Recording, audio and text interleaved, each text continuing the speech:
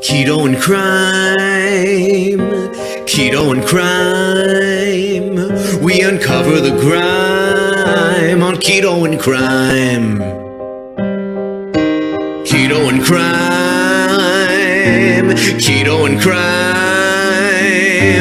Now is the time for Keto and Krime.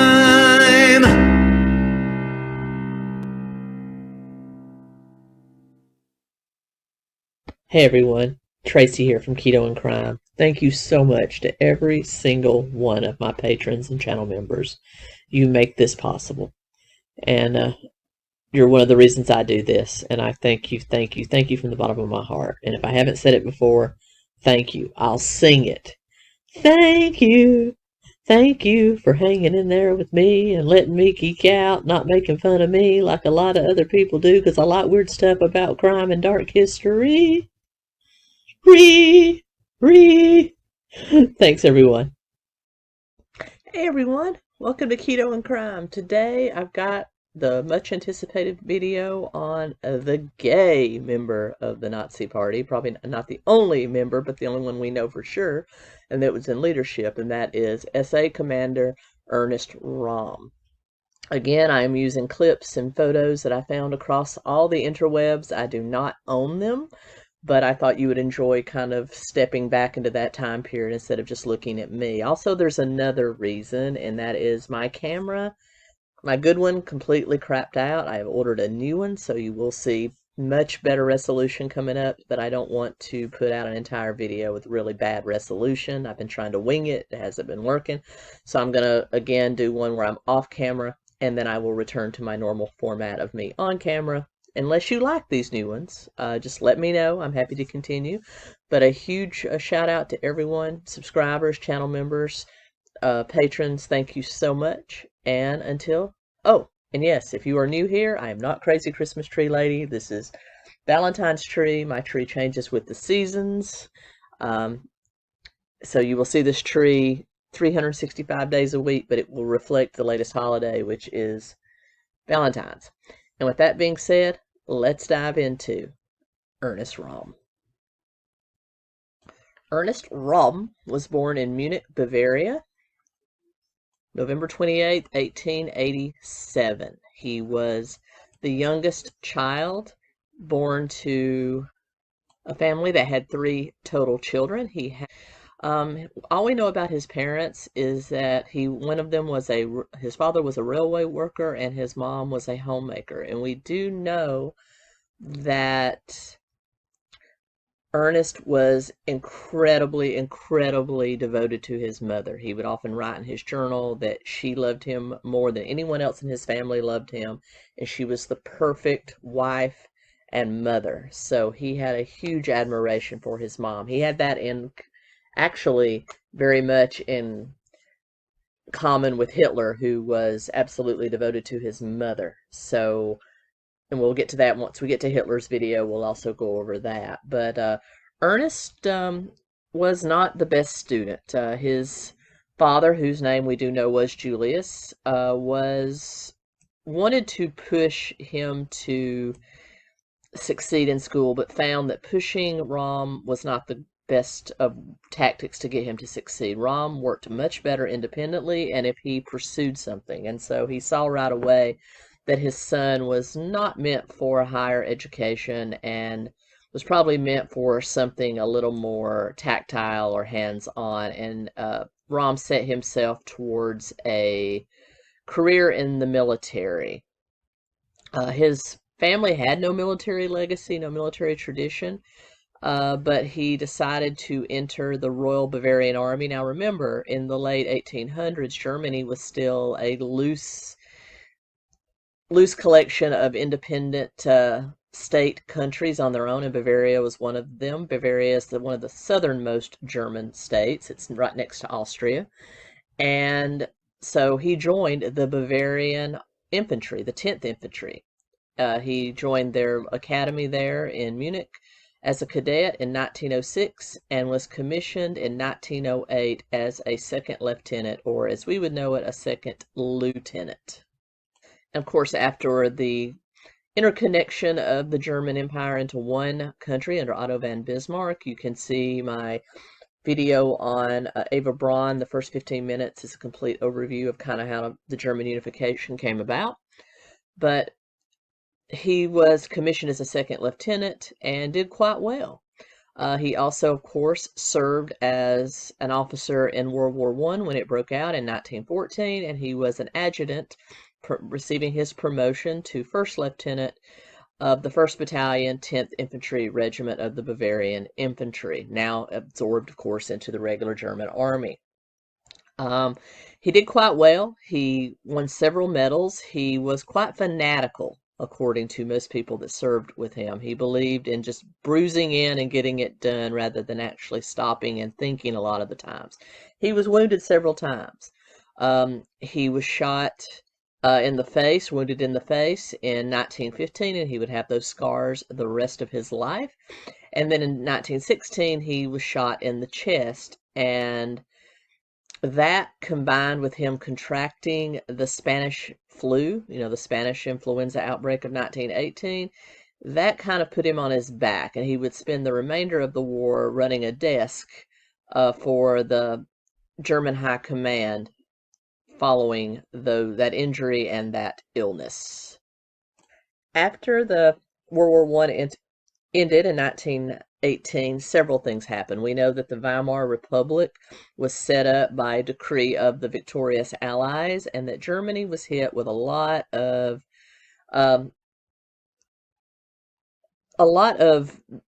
retribution they had to pay to the Allies, including money, some of their crops, and there was an order that the German military would have to be reduced from its current state of over 200,000 soldiers down to just 100,000 to prevent another outbreak. We see how well that worked. And Rohm, like many other officers coming back, and most of the German officers were either killed, captured, or wounded in World War I.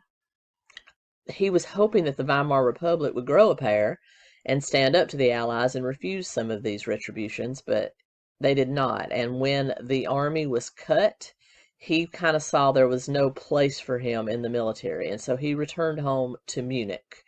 However, when he returned home to Munich, just like the United States veterans faced when they returned from Vietnam, the anti-war sentiment was great. A lot of people blamed the war for now Germany's dire situation, and they took it out on the veterans. Munich was undergoing a socialist revolution, and he was with communist and socialist parties springing up all over the place, and he was actually challenged by many of them, telling them that he should remove his uniform because it was offensive to him. And so Munich's, or Bavaria, the state of Bavaria's strategy in dealing with this socialist uprising was to simply let it come up, let it bloom, and let it die slowly. They didn't really take any measures to suppress it. And this is when Rohm became, like a lot of former German military, especially the officers, the few officers that remained, became quite fanatical about nationalism and how Germany should be reinstated to its former glory. And that's how he found the German Workers' Party, which was founded in Bavaria by Adolf Hitler and others, and eventually he would join and help transfigure it into the Nationalist Socialist Germans Worker Party, or the Nazis, as one of the high commands of the party. And Rohm was responsible for bringing a lot of former highly ranked military officers into the Nazi Party, including his former battalion commander, Franz Ritter von Ipp.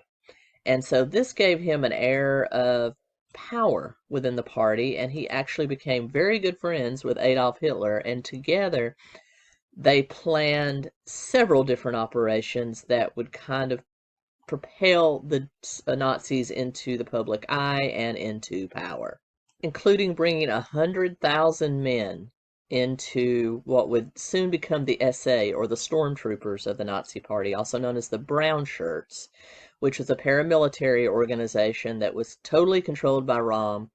He brought this together just in time for the German Day celebration in September 1923. And it was here that the famous Munich beer hall push, or the beer hall revolution, took place, with both Hitler and Rohm leading battalions of the SA into the streets, fighting the established Republic government of Bavaria to show their power. With Hitler leading some of the stormtroopers and speaking, Rohm led 2,000 men to the Bavarian War Ministry, the actual German Army War Ministry, and took over the headquarters, occupying it for about 16 hours until basically the German army said, look, if you surrender now, we'll just put you on trial. We won't kill you. And he decided that he might want to take that deal and allowed himself to be taken into custody. Hitler himself was shot during the beer hall push, and it took about 8 months for all of the conspirators that were responsible for this Nazi uprising to be tried. They were all tried in February of 1924 for high treason. Rohm was found guilty and he was sentenced to 15 months in prison, but he was later had a suspended sentence and was placed on probation. Hitler was sentenced to 5 years, but only served 9 months thanks to nationalist friendlies in the government and the legal system, and that is where he wrote, of course, Mein Kampf.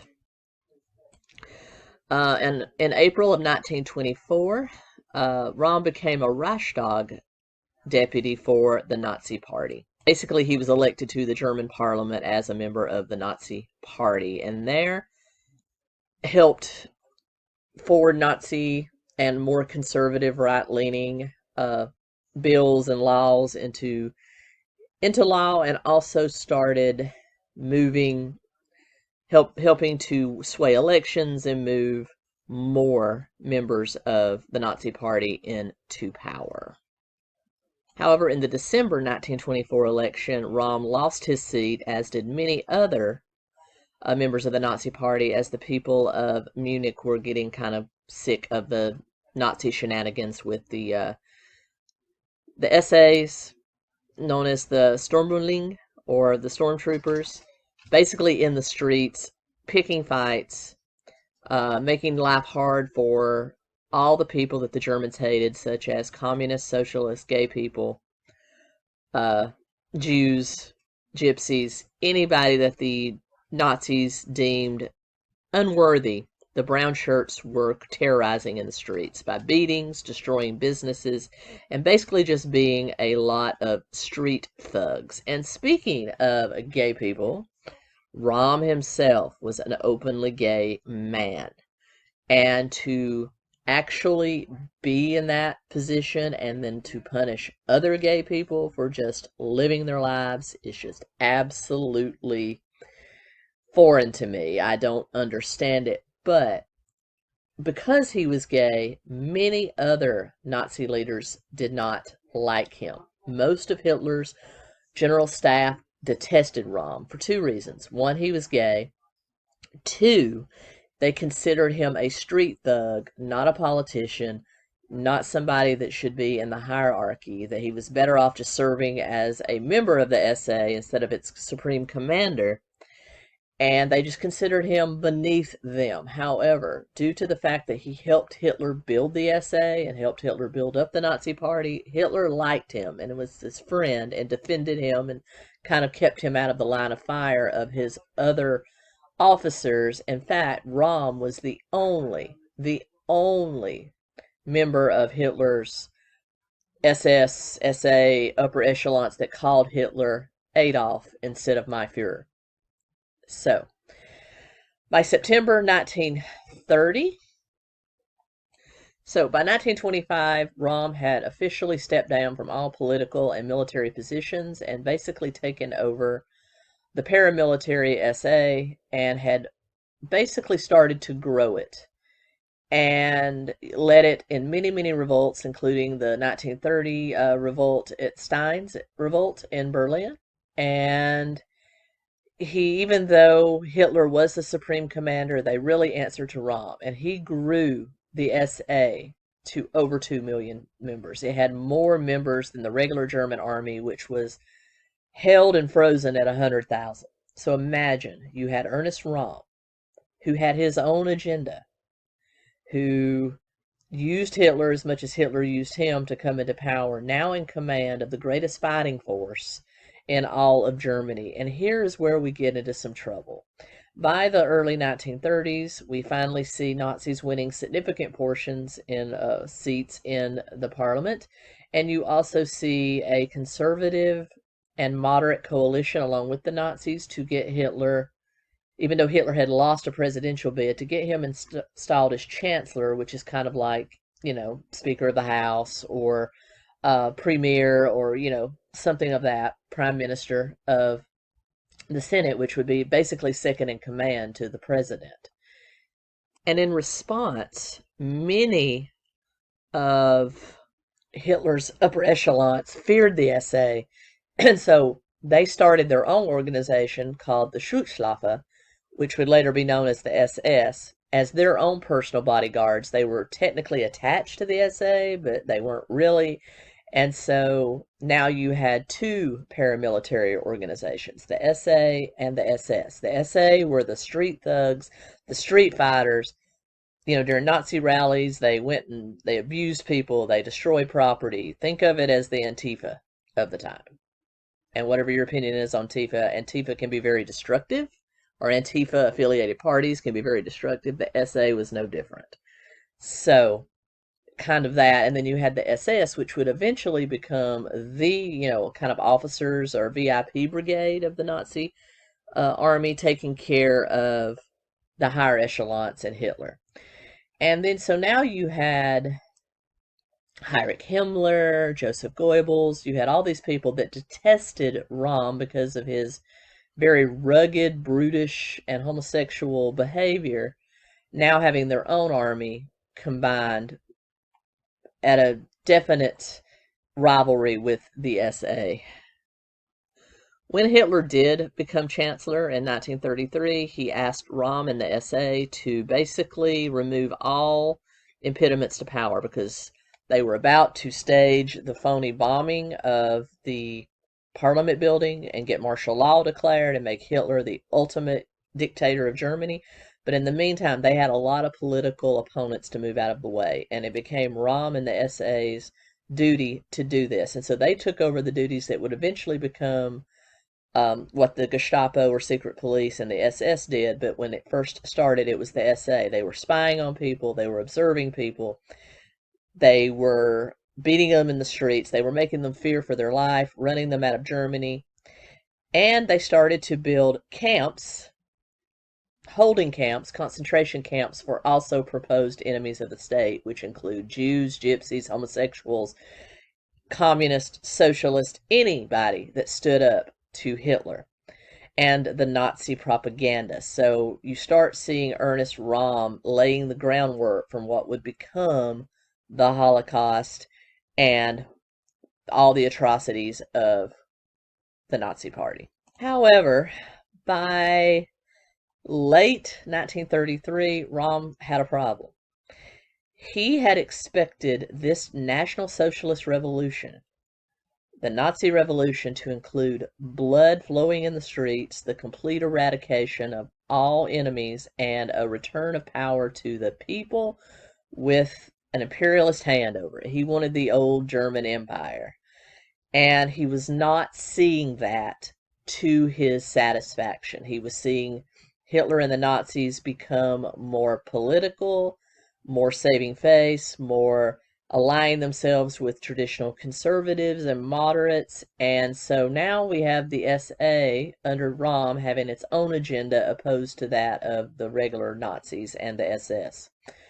So you start having Rohm using the SA to fan the flames of revolution. He wanted the people involved, whereas Hitler wanted a more passive passing of the power over to the Nazis. Rohm realized that it had to be more violent, and so he started using the SA to start trouble and to get riots and looting and burning started so that this would all happen a lot faster. And as you can imagine,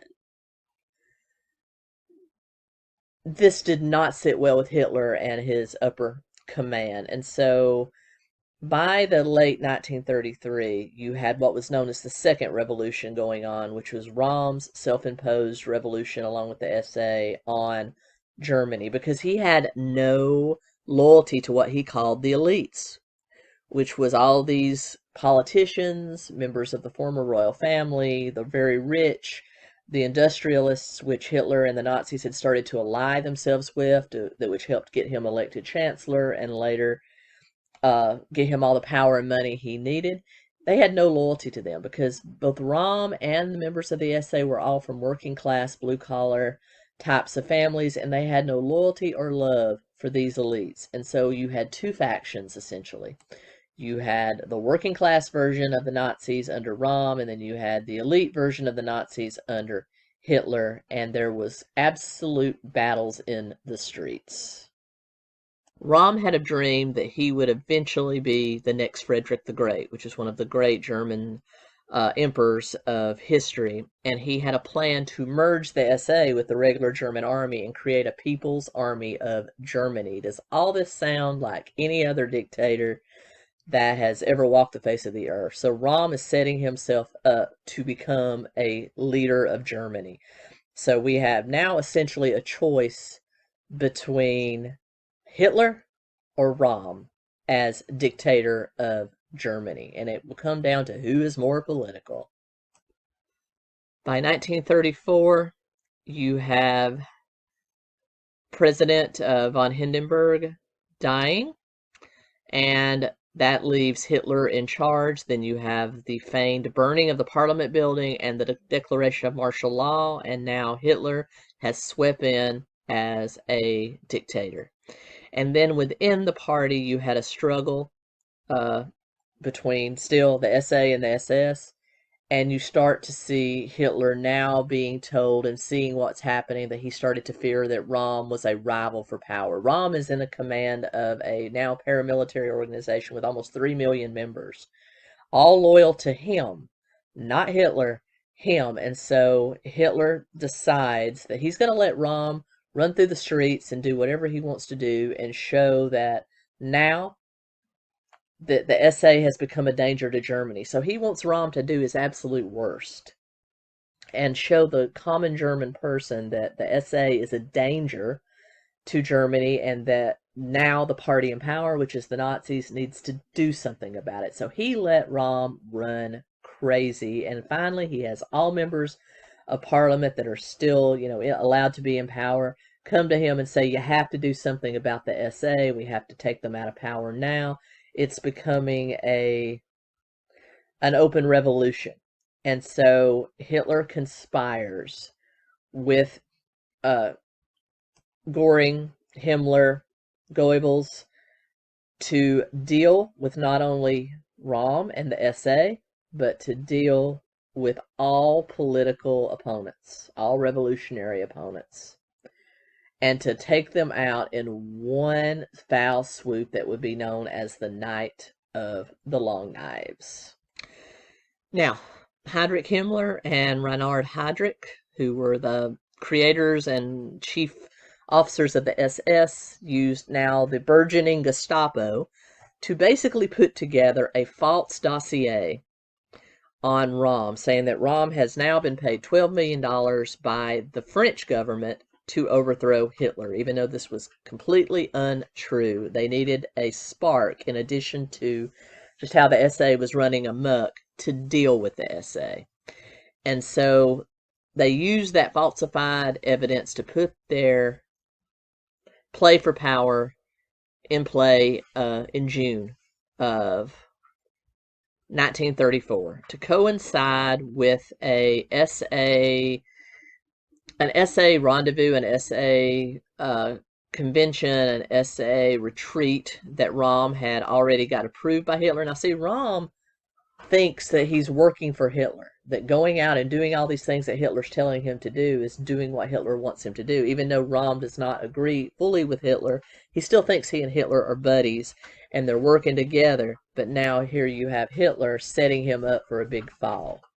So he had a retreat that had already been approved for high-ranking SA officials at a hotel in Munich, the Hausenbauer Hotel.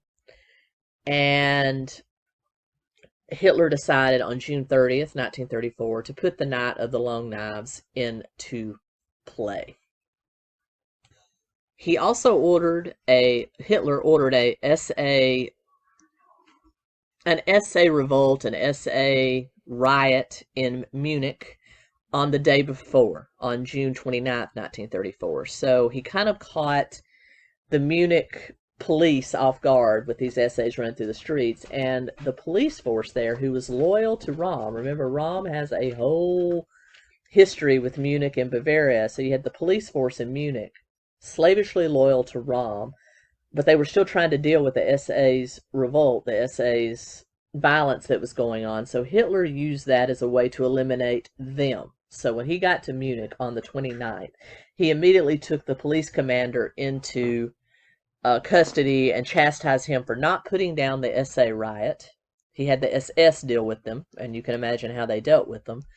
And as a result, he executed many of the chiefs of the Munich police department. So he's using this as an absolute way to get rid of all political rivals.